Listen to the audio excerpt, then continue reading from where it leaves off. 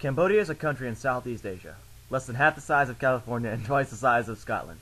Once it was the center of an ancient kingdom of the Khmer, and its capital was Angkor, famous for its 12th century temples. The present-day capital is Phnom Penh. In 1953, Cambodia gained independence after nearly 100 years of French rule.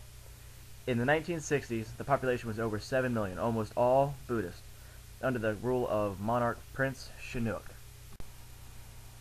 In 1970, Prince Sihanouk was deposed in a military coup. The leader of the new right-wing government was Lieutenant General Lon Nol, who was made president of the Khmer Republic. Prince Sihanouk and his followers joined forces with a communist guerrilla organization founded in 1960 and known as the Khmer Rouge. They attacked Lon Nol's army and the civil war began. At this point in time, Cambodia was also caught up in another country's war. Cambodia was a neighbor to Vietnam, which also fought against the French so that they could get their independence. The inconclusive war in Vietnam cost many American and Vietnamese lives, devastated the country, and achieved nothing but misery for everyone caught up in it, including the Cambodians.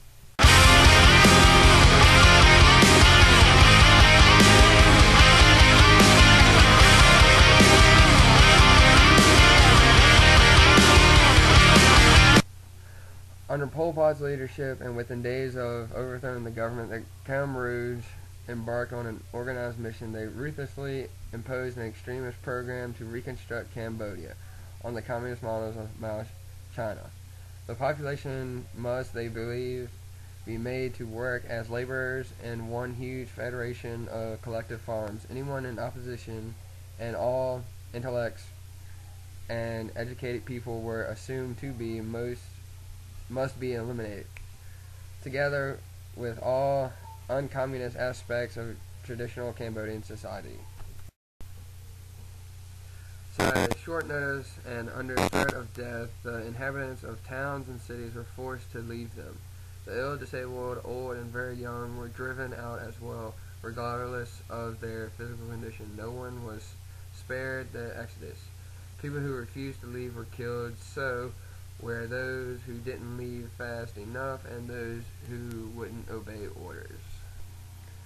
All political and civil rights were established. Children were taken from their parents and placed in separate forced labor camps. Factories, schools, and universities were shut down, so were hospitals.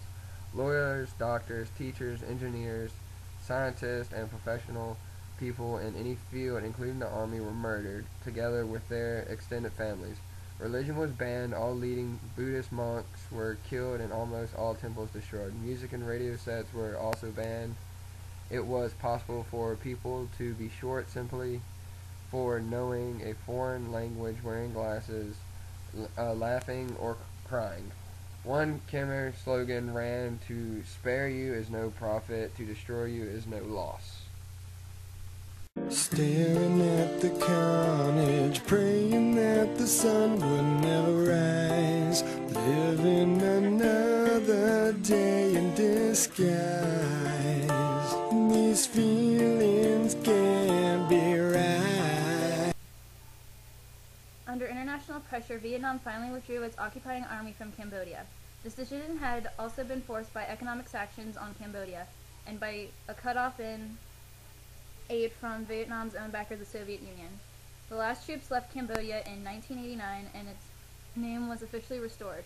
In the 1978 through 1989 conflict between the two countries, up to 65,000 had been killed, 14,000 of whom were civilians. In Cambodia, under temporary coalition government, it was once again legal to own land.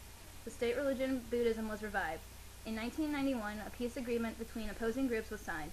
Democratic elections and a peacekeeping force to monitor them were arranged for 1993, and the former monarch, Prince Sihanouk, was elected to lead the new government.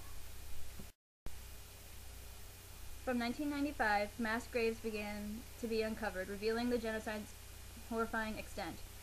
The resurrected bones and skulls have been preserved to create simple and potent memorials of the dead in the killing fields where they died.